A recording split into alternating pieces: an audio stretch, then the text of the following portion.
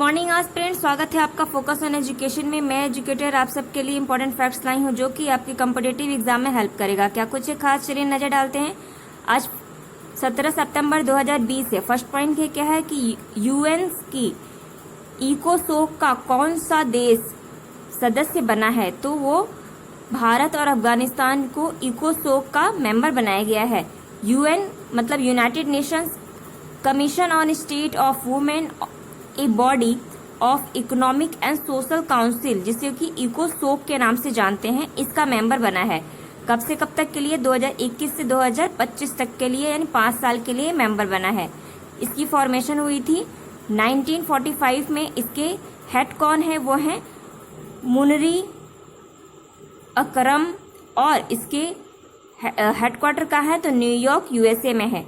हम जानते हैं कि यूएन की जो 6 बॉडी है, हमने अपने प्रीवियस वीडियो में ऑर्गेनाइजेशन में यूएन की बॉडीज को पढ़ाया था। उस 6 ऑर्गेनाइजेशन में सिर्फ एक ऐसी बॉडी है जिसका हेडक्वार्टर नीदरलैंड के हैग में है। वो कौन है? International justice of court.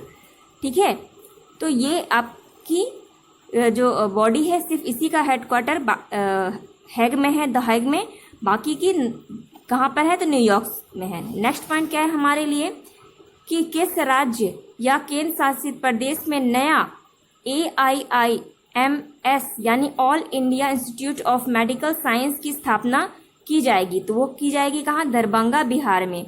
और साथ ही साथ बिहार में 7 अर्बन प्रोजेक्ट लाए गए हैं। किसके अंडर में ये हो रहा है? तो प्रधानमंत्री स्वच्छता सुरक्षा योजना के तहत ये किया जा रहा है। ये पॉइंट याद रखिएगा। साथ ही साथ हम भी देखा हमने कि बिहार से ही अभी हमारे जो नरेंद्र मोदी जी हैं, उन्होंने मत्स्य संपदा योजना शुरुआत की है। यहीं पे ई गोपाला ऐप लॉन्च किया गया। साथ ही साथ यहाँ पे और भी कई सारी जो इंस्टीट्यूट है खोली जा रही है फिशरी से संबंधित। और हमने देखा था अभी बिहार में ही डॉल्फिन प्रोजेक्ट को भी लॉन्च किया जा रहा है। नेक्स्ट पॉइंट क्या है हमारे लिए कि किसे डिप्टी चेयरमैन ऑफ राज्यसभा के रूप में चुना गया है? तो वो कौन है? आपका हरिवंश नारायण सिंह है। ये कौन है? ये है राज्यसभा के उपाध्यक्ष। ठीक है, और अध्यक्ष कौन होता है? तो वो होता है वाइस प्रेसिडेंट होता है। ठीक है, यानी कौन है? आप मुझे कमेंट सेक्शन में लिख के भाई बताइए। जो डिप्टी चेयरमैन होता है उसके लिए क्या आर्टिकल है? तो हाँ, आर्टिकल कौन सा है? 89 है। तो ये पॉइंट याद रखिएगा। नेक्स्ट पॉइंट क्या है कि किसे executive director at world bank में नियुक्त किया गया है? तो किसे किया गया? राजेश खुल्लर जी को किया गया है।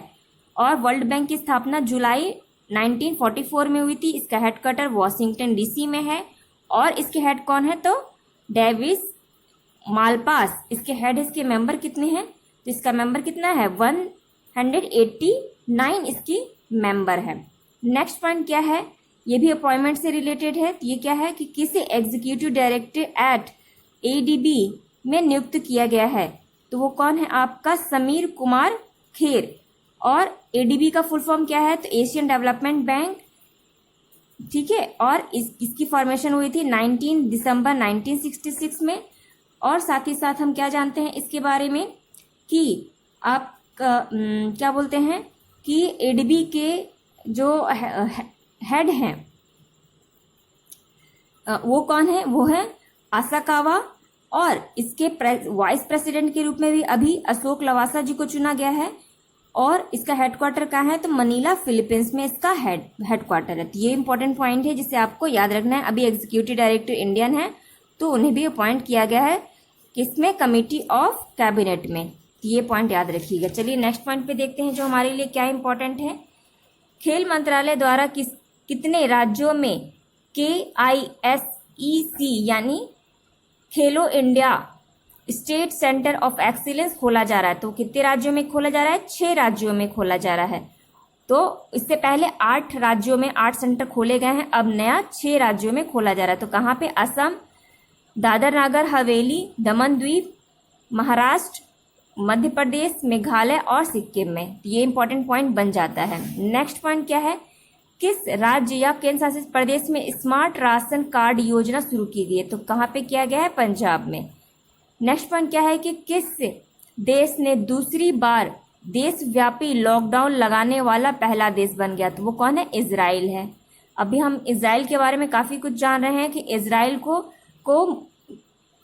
यूएई ने एज ए कंट्री मान दिया। इनके इजराइल और यूएई के साथ इब्राहिम अकॉर्ड साइन किया गया। इब्राहिम अकॉर्ड इजिप्ट और जॉर्डन ने भी किया था। ये पॉइंट हम देखे हैं। नेक्स्ट और क्या इंपॉर्टेंट पॉइंट है, जरा उस पर नज़र डालते हैं। ये क्या है? ये इंपॉर्टेंट क्वेश्चन बन जाता है कि यानोमामी जनजाति कहाँ पाई जाती है? तो ये ब्राज़ील, उत्तरी ब्राज़ील और दक्षिण वेनेजुएला में पाई जाती है। तो हो सकता है आपसे पूछे ये कि यानोमामी जनजाति कहाँ पाई जाती है, और इनका निवास स्थल जो होता है, इनके घर को क्या बोलते हैं? यानोस या फिर सेबोनोस कहते हैं। ये पॉइंट याद रखिएगा।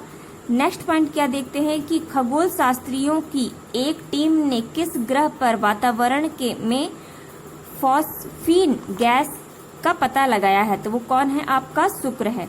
हम ये जानते हैं कि जो शुक्र को यानी वीनस को अर्थ की ट्विन सिस्टर कहा जाता है। क्यों? क्योंकि इसका मास जो रहता है शुक्र का और हमारी पृथ्वी का वो एक सा है, और इसी को शुक्र को ही ब्राइटेस्ट एंड हॉटेस्ट प्लैनेट भी कहते हैं। ये पॉइंट याद रखिएगा। इसका कोई अपना उपग्रह नहीं है, ये भी पॉइंट याद रखिएगा।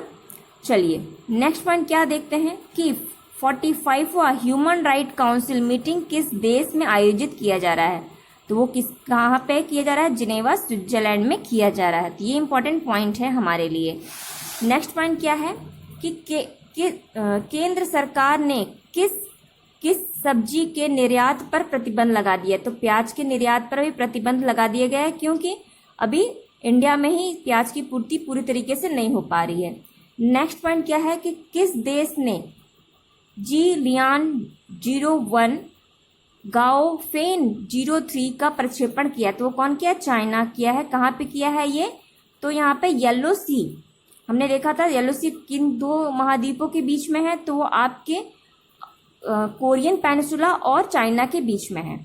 और यहाँ यहाँ से ही 9 सैटेलाइट को इन्होंने लॉन्च किया। साथ ही साथ इनकी एक टेलीकॉम सैटेलाइट है, उसका नाम क्या है? एपस्टार 6D। ये पॉइंट याद रखिएगा। चलिए हम एक योजना देख ले जो काफ़ी चर्चा में रही है। वो क्या है? अमृत योजना। ये क्या है? तो ये है Atal mission for rejuvenation and urban transformation, इसका फुल फॉर्म है। तो फुल फॉर्म याद रखिएगा। लॉन्च कब किया गया था? जून 2015 में इसको लॉन्च किया गया था। और इसमें टॉप कौन किया है? तो वो उड़ीसा सरकार इस पर टॉप की है। ठीक है, ये इंपॉर्टेंट पॉइंट है। नेक्स्ट हम जरा एक कॉन्सेप्ट अभी देख रहे हैं। पार्लियामेंट का सेशन चल रहा है। तो पार्लियामेंट किस में है? 79 आर्टिकल में है। पार्लियामेंट क्या होता है? तो ये एक लेजिस्लेटिव ऑर्गन होता है ऑफ यूनियन गवर्नमेंट का, यानी केंद्र सरकार की ये कार्यकारिणी ऑर्गेनाइजेशन है। इस सेशन क्या होता है? ये होता है period during with house meet, जो हमारे हाउस कितने? 2 हैं, लोकसभा और राज्यसभा, इन दोनों की मीटिंग कराई जाती है। तो एक सेशन होता है, तो दूसरे सेशन में होने में कितना मैक्सिमम गैप होना चाहिए? तो एक सेशन से दूसरे सेशन में मोर देन 6 ईयर का गैप होना चाहिए, यानी 1 साल में 2 मीटिंग कराई जाती है। लेकिन हमारे कॉन्स्टिट्यूशन में, हमारे पार्लियामेंट में कितने सेशन होते हैं? 3 सेशन होते हैं। कौन कौन से? बजट सेशन, जो कि आपका फरवरी से लेके मई के बीच में होता है, और इसे प्रेसिडेंट एड्रेस करते हैं क्योंकि ये पहला होता है। उसके बाद मानसून सेशन जो अभी चल रहा है वो जुलाई से लेकर सितंबर के बीच में होता है। इसमें जो है पब्लिक इंटरेस्ट की इशू जो है वो दिखाई जाती है। बजट सेशन में हम जानते हैं जितनी भी फाइनेंस की चीज़ें होती हैं वो की जाती है कि हम साल भर क्या करेंगे। मानसून सेशन में पब्लिक इंटरेस्ट से जो भी बिल लाना है उसे लाया जाता है। और विंटर सेशन में का जो टाइम है वो है नवंबर से लेकर दिसंबर तक, और इसमें भी हम पब्लिक इशू के बारे में डिस्कस करते हैं। नेक्स्ट पॉइंट और क्या है कि इसमें सेशन में एक ज्वाइंट सेशन होता है। ये क्या होता है? इसे हम सिटिंग ऑफ पार्लियामेंट भी कहते हैं। ये आर्टिकल 108 के अंदर आता है। इसमें क्या होता है? इसको कब बैठाया जाए, मतलब बुलाया जाता है तो रिजॉल्व डेडलॉक बिटवीन 2 हाउस। मतलब इसका क्या होता है? इसका अर्थ है कि जब 2 हाउस में, यानी लोकसभा और राज्यसभा, लोकसभा के लिए आर्टिकल 80 है और राज्यसभा के लिए 81 है, जब इन दोनों में कोई भी मैटर डिस्प्यूट हो जाता है, यानी वो पास नहीं हो रहा हो या फिर काफी दिनों तक राज्यसभा के पास या लोकसभा के पास रखा हो, तो प्रेसिडेंट जो है वो ज्वाइंट मीटिंग या सिटिंग ऑफ पार्लियामेंट बुला सकता है।